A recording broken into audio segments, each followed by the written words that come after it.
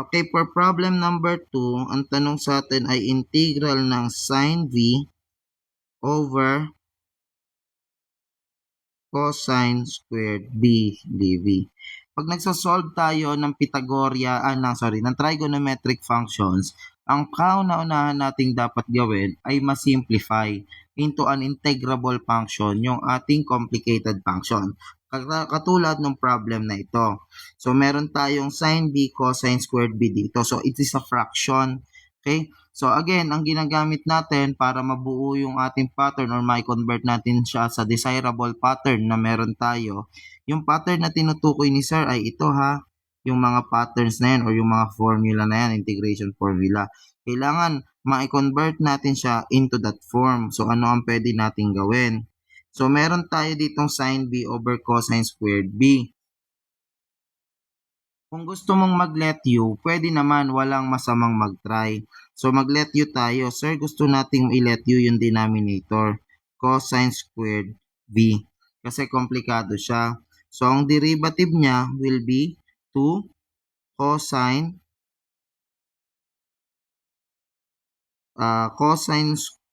b multiplied by negative sine of b. So, ganyan yung magiging derivative niyan. Okay? So, hindi natin makikita dito. Kasi, ang dapat nating gawin is, ang i-let you lang natin ay yung cosine b kasi sine lang ito. Okay? So, kumbaga, ang gagawin lang natin is kunin yung mas complicated na term sa ating function, i-try natin yung i-let you at kailangan mapalabas natin yung less complicated. So, in this case, less complicated si sine b. So, kapag ni-let you ko si cosine b, that would be negative sine v dv. Whereas our dv will be negative du over sine of b. Kapag nag-substitute na tayo, we have integral now of sine v. Yung cosine v natin magiging u, so this becomes u squared. Dalawang u ito.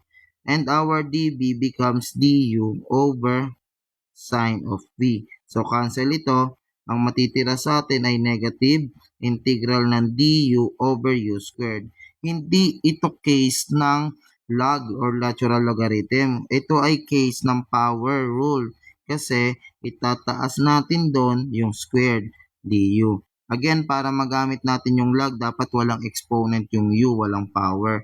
So, dito, meron tayong negative u negative 1 plus 1 over negative 2 plus 1 plus c. Okay? So, this will become negative.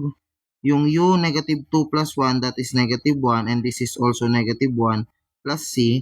So, yung negative na to multiplied by negative magiging positive. So, mawawala na tayo ng negative. Itong u raised to negative 1 from the properties of exponent, mapupunta siya sa ilalim. So, this becomes 1 over u plus c, or simply 1 over cosine x plus c, or yung 1 over cosine, that is secant. Okay, that is secant x plus c. Okay, so this is our answer for this problem. Secant x, or secant b rather, b nga pala yung variable natin. Secant b plus c. Okay, so try pa natin isa pa, baka sakaling mas madalian tayo for the next one. So we have the integral of tangent squared x dx. So, balikan natin yung ating integration formula. Meron ba tayong integral ng tangent squared? So, wala tayong integral ng tangent squared. So, ang pinakamaganda natin gawin is i-rewrite ito para mas madali natin siyang mai-integrate. So, i-rewrite natin. Ano ba yung tangent? Diba alam natin dyan, ang tangent ay sine over cosine. Pwede yan. Sine squared. Since naka-squared, this becomes sine squared over cosine squared x dx. Ito yung mga common solution. Dito madalas nagkakamali, no? So, sige. Ang ginawa natin, nag-let u tayo.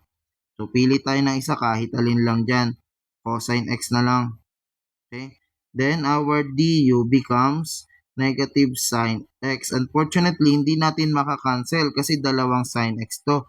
So, hindi pwede yung let u natin na to. Okay? So, baka ang hindi pwede ay yung simplification natin. Ito kasi may other simplification pa yung tangent squared. Di ba meron tayong identity na tangent squared x plus 1 is equivalent sa secant x squared. Okay? So, therefore, we can say that our tangent squared x is equivalent to secant squared x minus 1. So, in this case, we have secant squared x minus 1 dx. So, this is our simplified identity. Now, sum and difference na lang tayo, distribute natin yung integral. So, we have the integral of secant squared x dx minus the integral of 1 dx. Okay? So, ngayon, tingnan natin kung may secant squared dx na tayo. Ayun, meron. So, the integral of secant squared u du is tangent u plus c. So, therefore, yung first part na to, this becomes tangent of x. Then, yung second part naman, since integral of 1 dx yan, so the integral of 1 is x. Then, maglalagay tayo ng plus c. And this is now the answer for this problem.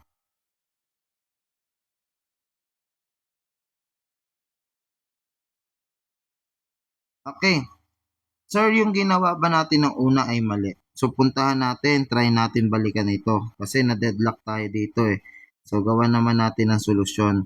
So, we have, kanina ang ginawa natin, yung tangent squared, ginawa nating sin squared x over cosine squared x dx. So, kaya pa kasi natin itong i-manipulate. Ang gawin natin, palitan natin yung ating sin squared x. Diba, meron tayong sin squared x plus cosine squared x is equivalent to 1.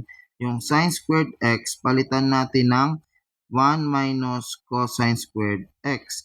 So, our integral becomes 1 minus cosine squared x over cosine squared x dx. So, this becomes integral ng 1 over cosine squared x minus cosine squared x over cosine squared x dx. So, in this case,